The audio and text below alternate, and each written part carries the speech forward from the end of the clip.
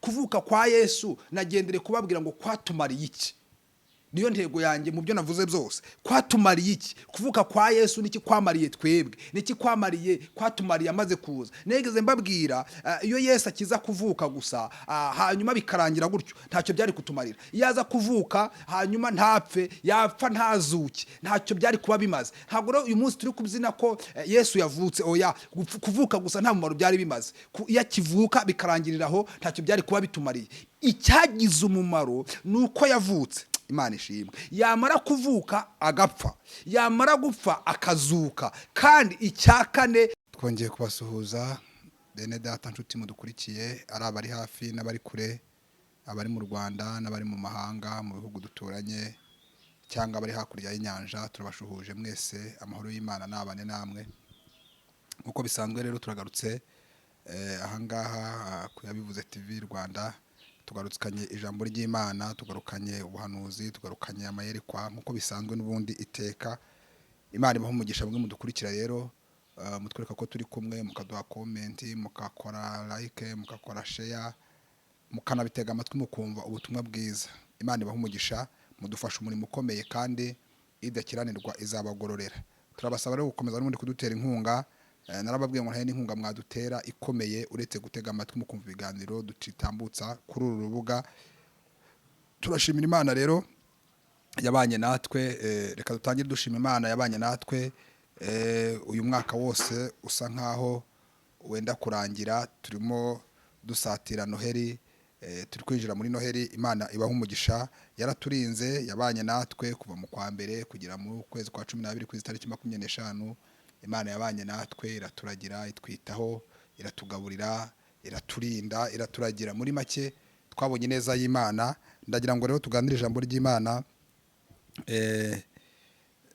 hanyuma tuze kugaruka dusenga Imana. Ndagira ngo tumare dusenge, nitumara gusenga Imana tuganire ijambo ry'Imana ritarirerere cyane ritwinjiza muri Noheli. Imana yacu, ise umwami wacu Yesu Kristo, umungeri mwiza, mushumba turagira ntituyobe, turagushimiye wowe wabanye natwe, ukaturinda, ukaturagira, ukatwitaho, ukaturindira ubugingo, ukaturindira umubiri, ukaturinda ibyago, ukaturinda amakuba atandukanye. Waturinze aya mezi yose arangiye duherereje inyuma, twahuriyemo n'amakuba menshi n'ibyago byinshi, ariko tubera umurengezi. None tugeze muri uyu mwanya mwiza, turimo dusoza uyu mwaka. Turaguhenda henze wawera we ngo wihererwe icyubahiro, ariko ukomeze uturinde, ukomeze utwite, ukomeze turagire, ukomeze udushoreze inkoni yawe yo gukiranuka, kuko kwawe kwiza ukomeze kubane natwe, ubwami bwawe bukomeze bube mu mitima yacu. Tugiye kuvuga ijambo ryawe, ntabwo turi abahanga cyane, nta nubwo turi abanyabwenge kw'ibyo bintu, ntabwo ari indagano y'iwacu ngo tuvuge ngo ni ibyo mu gisekuruza, ahubwo ibyo tugiye kuvuga nibyo twigiye ku birenge by'abandi. Rero turakwinginze kugira ngo umwuka weraze abane natwe, adushyigikire, atugire inama, twigishe, aduhugure, atuyobore ibyo dukwiye kuba tuvuga. Tutaza kuvuga ibyacu cyangwa tukavuga bitafite umumaro, ahubwo tuvuge ibiguhesha icyubahiro, tuvuge ibituma izina ryawe ryamamara, tuvuge ibituma ubwami bwawe buza mu mitima yacu. Urakoze kumva gusenga, urakoze kuri umugira neza, urakoze kuri tujye ngusabye byose ubidaho kubw'ubuntu, mu izina rya Yesu, amen. Ndagira ngo tuganire ijambo ry'Imana ritwinjiza muri Noheli, kandi ndabifuriza Noheli nziza n'umwaka mushya muhire. Muzawurye ntuzabarye, uzababera umwaka w'umugisha, uzababera umwaka w'ibyishimo, uzababera umwaka w'uburumbuke, muzaboneremo ibyiza byose Imana itanga. Iyi Noheli nayo ndabifuriza mugubwe neza, muryoherwe kandi mugire ibihe byiza mu izina rya Yesu. Ariko kandi Noheli si ukurya gusa, ahubwo ni ukwibuka yuko twahawe umucunguzi. Ndagira ngo usome ijambo ry'Imana riri mu butumwa bwiza bwa Yesu ko bwanditswe na Matayo. Turasoma mirongo 3 uyu munsi, turasoma mu butumwa bwiza bwa Yesu Kristo bwanditswe na Matayo. Tuze no kudaruka dusome mu buhanuzi bwa Yesaya, hanyuma tuganira ayo magambo umwanya utari munini rwose. Hari amagambo avuze ngo Yesu amaze kuvukira i Betelehemu mu gihugu cy'Iyudaya ku ngoma y'umwami Herode, haza abanyabwenge baturutse iburasirazuba bajya i Yerusalemu, barabaza bati, umwami w'Abayuda wavutse ari hehe, ko twabonye inyenyeri ye turi iburasirazuba, none tukaba tuje kumuramya. Dutaruke tujye mu buhanuzi bwa Yesaya mu gice cya 9 ku murongo wa 5 hari amagambo avuze ngo nuko umwana yatuvukiye duhawe umwana w'umuhungu ubutware buzaba ku bitugu bye azitwa igitangaza umujyanama Imana ikomeye data wa twese uhoraho umwami w'amahoro amen. Ndagira ngo tuganire ayo magambo tumaze gusoma haruguru.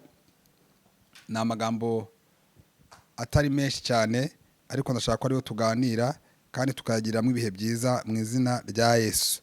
Aya magambo ni inkuru zo kuvuka kwa Yesu, ni inkuru abantu benshi bazi, ni inkuru abantu benshi basomye, ni inkuru umuntu wese w'umukristo w'umwizera izi nkuru zo kuvuka kwa Yesu abazizi. Kuvuka kwa Yesu byagenze gute? Usanga ariko abantu benshi babiganira, ariko nge sibyo nshaka kuganiraho cyane. Nashaka kuganira namwe ku buhanuzi bwa mbere yo kuvuka kwa Yesu. Aya magambo Yesaya yahanuye akavuga ngo nuko umwana yatuvukiye duhawe umwana w'umuhungu. Hagati yo kuvuka kwa Yesu no guhanura kwa Yesaya haciyemo imyaka magana, haciyemo imyaka hafi 600 kugira ngo iri jambo risohore.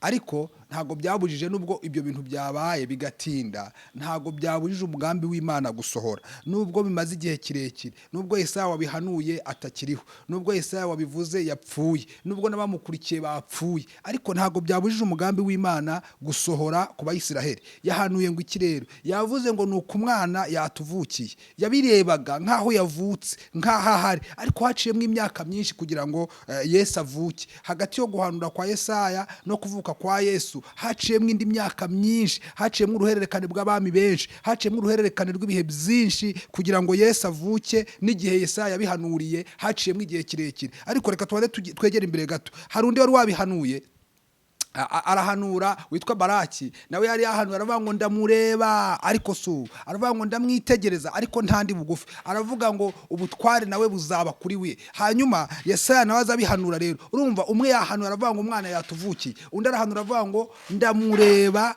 ariko su. Aba bantu babiri, umwe yavuze ngo ndamureba ariko su, undi aravuga ngo umwana yatuvukiye. Kandi abantu bose barabashoreye n'umwuka w'Imana. Imana yari yivuganye nabo. Nubwo umwe avuze ngo yatuvukiye atavutse, undi akavuga ngo nanjye ndamureba. Wowe uravuze ngo yavutse ariko nge ndamureba ariko sinona, ariko nubwo atari nona hazavuka, nubwo atari uyu mwanya ariko arahari azavuka. Hanyuma Yesaya waje ntiyavuze ngo azavuka, yaravuze ngo nuko umwana yatuvukiye.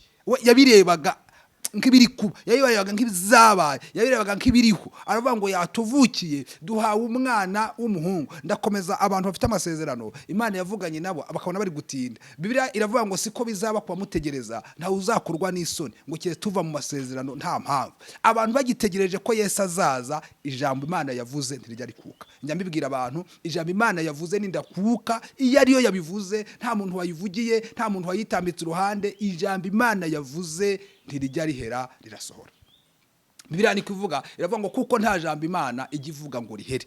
Uyu Yesaya rero arahanuye, aravuga ngo umwana yatuvukiye duhawe umwana w'umuhungu, ubutware buzaba ku bitugu bye, azitwa igitangaza, Imana ikomeye, data wa twese, umwami w'amahoro. Imana ishimwe. Umwana we yarebaga Yesu akabona Yesu yavutse, ariko Yesu yaje kumara imyaka 100 ataravuka, kandi Yesaya yabihanuye. Ahangaha yavuze ngo iki muri Matayo? Yavuze ngo kuvuka kwa Yesu kwagenze uko nyine, ngo nyina ngo Yosefu ngo yari yarakundanye n'umukobwa witwa Mariya, ngo yari umwizerwa, yari umukobwa ngo utarigeze ukora ibyaha, yari umukobwa w'umukiranutsi, ngo wirinde ibibi, ngo barakundana, ngo ndetse bagira mu gihe benda gukora ubukwe. Ngo ariko benda gukora ubukwe, Bibiliya iravuga ngo marayika asanga Mariya, ngo aramubwira ngo urahiriwe mukobwa, urahiriwe mwari, urahiriwe Mariya, kubera ko ugiye kuzabza gusaminda, kandi nusaminda uzabyara umwana w'umuhungu, uzamwite Yesu. Ngo Mariya aravuga ati byashoboka bite ko ndi isugi, ko ntaryamanye n'abagabo, byashoboka bite? Bibiliya iravuga ngo marayika aramubwira ngo witinya, umwuka wera azakuzaho.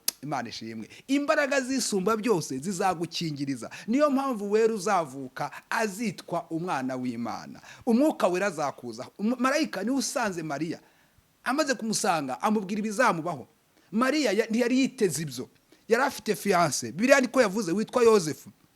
Bibiliya iravuga ngo Yozefu amaze kumenya inkuru ko Mariya atwite, ngo kubera ko Yozefu yari umukiranutsi, ngo yanga kumuteza abantu, yanga kumukoza isoni, Bibiliya ivuga iki? Iravuga ngo yigira inama yo kumubenga rwihishwa. Aravuga ati sinamuteza abantu, igihe twamaranye dukundana, iminsi twagendanye, sinamuteza abantu, ariko kandi nabwo sinamutwara afite inda itari yanjye. None reka mubenge rwihishwa, ntamuteje abantu, nanjye nigumire mu byanjye, nawe yigumire mu bye. Ngo mw'iryo joro yabitekereje, Bibiliya iravuga ngo marayika aramusanga, ngo aramubwira ngo Yozefu, witinya kurongora umugeni wawe, kubera ko inda twite si y'umuntu, inda twite ni y'Umwuka Wera, kandi azabyara umuhungu, uzamwite Yesu. Ngo Yozefu kubera ko yubahaga Imana, Bibiliya iravuga ngo akomeza ibirori, akomeza ubukwe bwe, akomeza imihango y'ubukwe. Bibiliya rero ivuga iki? Yesu ngo amaze kuvuka, niyo magambo twasomye, ngo kubera ko hari havutse umwami, Abayisiraheli basanzwe bafite ikimenyetso, abanyabwenge basanzwe bafite ikimenyetso. Iyo havukaga umwami, hari inyenyeri ngo zazaga mu kirere zimeze nk'izije gutanga itangazo ko umwami yavutse. Hanyuma ngo iburasirazuba haturutse abami batatu baza kuramya undi mwami mugenzi wabo wavutse, ngo bajya mu Bayuda, bajya mu Bayisiraheli, bajya kubaza umwami Herode. Baramubaza ati se ko twabonye ya nyenyeri igitubwira ko hari umwami wavutse, kandi ikaba yatwerekeje ko muri iki gihugu havukiyemo umwami wavutse ari hehe? Uwo mwana wavutse ari he ngo tujye kumuramya? Ko tumuzaniye ibyo kumuramya, tumuzaniye ishangi, tumuzaniye ibihumura, tumuzaniye zahabu, tumuzaniye imyenda, tumuzaniye byose, uwo mwami wavutse ari he? Herode ngo akibyumva, Bibiliya iravuga ngo ahagarika umutima, ko yibwiraga ko umwami wavutse ari uje kumusimbura ku ngoma. Ngo ahagarika umutima, ngo agira ubwoba bwinshi. Bibiliya iravuga ngo agira ubwoba, ngo arababwira, ngo ahamagara abanyabwenge, arabati byanditse he ko hano hazavuka umwami? Ese azavukira he? Azavukira mu we mudugudu? Azavukira mu kahe kagari? Azavukira mu we murenge? Ariko ngo ntizarimpuhwe, ko ari kugira ngo namara kumenya aho yavukiye ahita agenda amwice. Bibiliya iravuga ngo abanyabwenge baramubwira ngo byanditswe ko azavukira i Betelehemu. Ngo abwira abanyabwenge bari baje kumuramya, arababwira ngo nimugende mushakisha aho yavukiye, nimuhabona nanjye muzagaruke mumbwire.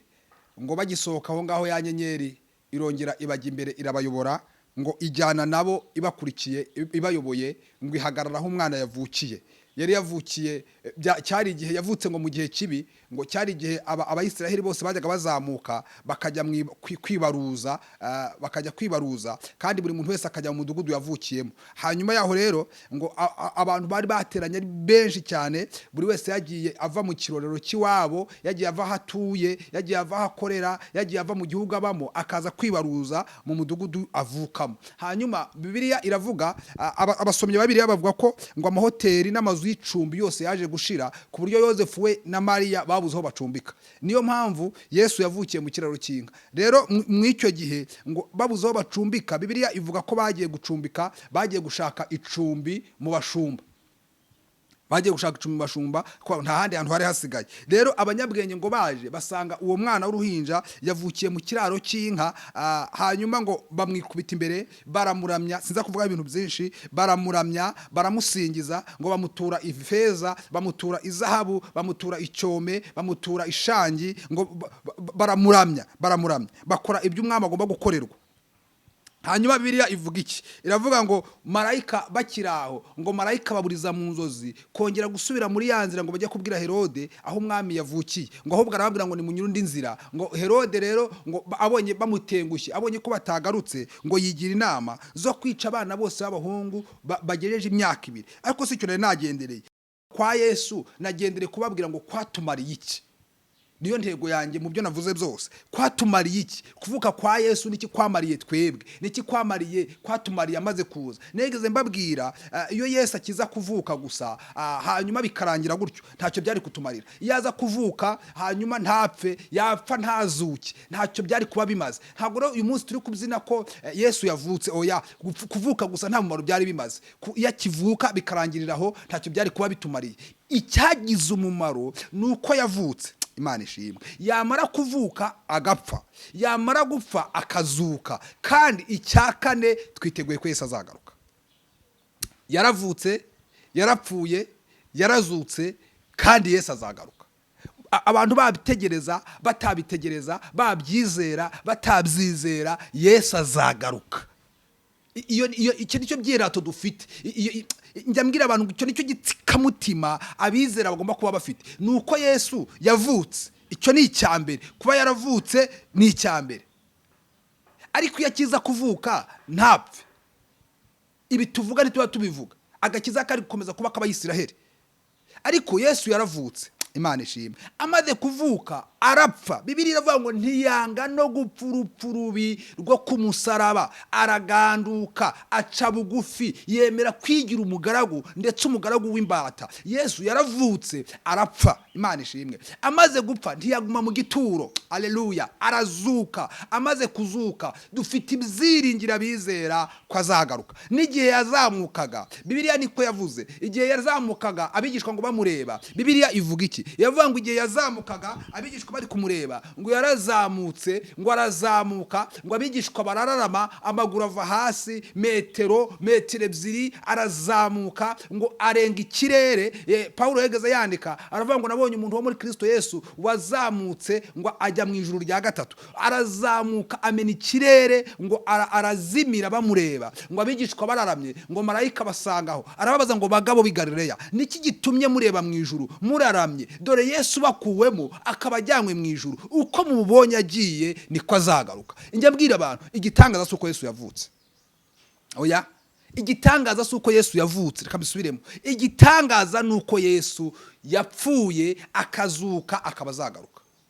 Kwiyaza kuvuka gusa nta gitangaza cyari kuba kirimo, n'abandi bari basanzwe bavuka. Ikintu yakoze gikomeye ni ukwemera gupfa urupfu rubi rwo ku musaraba. Nta cyaha yakoze, ari uwera, ari intungane, ari umuziranenge, akemera agapfa, agapfa urupfu rubi rwo ku musaraba, akababazwa, akagirirwa nabi. Kandi dufite ibyiringiro ko nubwo yapfuye atayeze mu gituro. Imana ishimwe, Yesu yarazutse. Yesu yarazutse. Njya mbwira abantu ubwo banibushire, Yesu yarazutse, kandi ubwo yazutse azanagaruka. Yesu azagaruka, mubitegereze. Abantu bajya bavuga ngo igihe twabivugiye, igihe twabitangarije. Reka nkubwire, nubwo twabitangaje igihe kirekire, ariko Yesu azagaruka. Kandi hari abantu babitegereje igihe batakiriho, ubwo impanda yabo yaravuze, ibyabo byararangiye. Bategereje umuzuko, bategereje ko Yesu azaza. Nimba warategereje ukabona ntaraza, ujye wibaza ngo bene wacu bari, ba nyogokuru bari, ba sogokuru bari. Rero na Yesu natinda kugaruka, urupfu ntiruzatinda kuza. Yesu ashobora gutinda ntaze vuba, ariko urupfu rwo ntirutinde kuza, wowe rukagutwara. Kandi nurugutwara uzasigara utegerereje kuzabazwa uko witwa ukiri inaha ngaha. Rero ndagira ngo nkwinginge ngo hendahende nkubwire ko Yesu azagaruka. Witegure ko Yesu azagaruka. Ubu turi kubyina intsinzi ko Yesu yavutse. Uyu munsi reka nibutse abantu ku itariki ya 25 atariyo Yesu avukaho. Wena ni ikindi cyigisho, ntago ari wo munsi nyirizina koko Yesu yavutseho. Oya, ntago abahanga n'abashakashatsi bahurije hamwe itariki Yesu yavutseho. Bagennye ibihe, uko Abayisiraheli bajyaga bagena ibihe, hanyuma bumvikana, baragenekereza, baravuga ngo dushingiye igihe bajyaga baza mwibarura, dushingiye reka tugenekereze ko ari itariki ya 25 Yesu twajya twizihizaho ivuka rya Yesu. Ariko mu by'ukuri njya numva abanyamadini babigira intambara. Bamwe bakavuga ngo twabyizihiza, ntago ari cyo gihe. Abandi bakavuga ngo ntabwo twabyizihiza, nta mpamvu yo kwizihiza anniversary. Amadini atemera anniversary. Iyi ngiyi rero nayo na anniversary ni ukwizihiza ivuka rya Yesu, ni ukwizihiza igihe twaboneyeho umucunguzi. Twari tumeze gute? Twari bande iyo Yesu ataza kuvuka? Iyo Yesu ataza kuza twari tumeze gute? Twari kuba turi bande? Bibiliya iravuga ngo ntitwari dufite Imana rurema, ntitwari dufite umurage ku masezerano, ntitwari dufite umurage ku by'agakiza. Oya, ngo twari abantu badafite Imana rurema, twari abantu ngo bari babi, barabo gucirwaho iteka, twari abantu bo kwanga urunuka, ntitwari dufite Imana rurema muri twebwe. Ariko Yesu aje tugira agaciro. Inyambwira abantu ngo agaciro dufite nuko Yesu yaje. Imana ishimwe. Agaciro dufite uyu munsi, ijambo dufite uyu munsi, uburyo twidegembye mu munsi, amasezerano duhabwa uyu munsi nuko Yesu yaje. Iyo Yesu ataza kuza, ibi tuvuga biba byararangiye, ntituba tubivuga. Aya twigira ntituba tuyigira. Ntitwari abantu bafite amasezerano, nta rutabi rwo ku masezerano twari dufite. Twari abantu badafite Imana rurema, twari abantu bo kwanga urunuka, twari abantu badafite agaciro. Hari umwigisha umwege tuganiriza aratubwira ngo twari tumeze nka puberi. twari turi abantu ngo satani yaje arahindanya. Uwo mugabo w'umupasiteri umwe yaratwishyira atubwira ngo satani yaradufashe atujyana mu kibaya ngo aradutandika aratwanika ngo akajya duhinduza agati atugaragaza agati ngo Yesu aturebana urukundo. Ndashimira Yesu waturebanye urukundo ngo yatugaragazaga agati nk'uko bahindagura, we yatubwira ngo nk'uko bahindagura indagara zanitse ku gitara, ngo niko satani yaduhindaguraga dutuma ivu dutuma isazi tudafite Imana. Ariko turashimira Yesu. Hari umuririmbyi 415 yaririmbye ngo turashima Imana yuko twavukiye ku ngoma y'umwami Yesu Nyirimbabazi. Iyo tuvuka ku ngoma ya Satani none tuba twihebye. Yesu tumukunde cyane, Yesu tumukunde cyane, Yesu tumukunde cyane kuko yatwitangiye. None baba badutapfunitabi, amajosi n'amaboko byuzuye impigi, byose umwami Yesu yabidukuyeho nuko aduha amahoro. None ubu baba badutapfunira itabi, amajosi n'amaboko byuzuye impigi. Ibi bintu byose umwami yabidukuyeho aduha amahoro. Yesu yaje kutumara umubabaro. Yesu yaje kudukiza amaboko ya Satani. Yesu yaje kudukiza igitutu Satani yaradushyizeho. Yesu yaje kugira ngo, kandi reka mabwire, umugambi wo gucungura umuntu ntago wabaye uwo munsi Yesu aza. Umugambi wo gucungura umuntu wabaye mbere yuko twe tuzi nahangaha, mbere yuko tuza ku isi. Umugambi wo gucungura umuntu Yesu Imana yari ufite mu bitekerezo, yari ufite mu bitekerezo kuva umuntu yaremwa. Imana yashyizeho na planning yo kuzacungura umuntu. Ko Satani yari afite umugambi wo guhemukira umuntu, Imana yayitikiraho umugambi wo kuzamucungura. Bibiliya ni kuvuga mu bice bitatu bya Yohana ku murongo wa 16 bavuga ngo kuko Imana yakunze abari mu isi cyane bizatumye itanga umwana wayo w'ikinege kugira ngo umwizera wese atarimbuka ahubwo ahabwa ubugingo buhoraho. Imana rero yari ifite umugambi munini wo kuducungura. Satani ngo ari kutuzunguza gutyo, ari kudutobatoba gutyo, ari kudufata uko ashaka gutyo.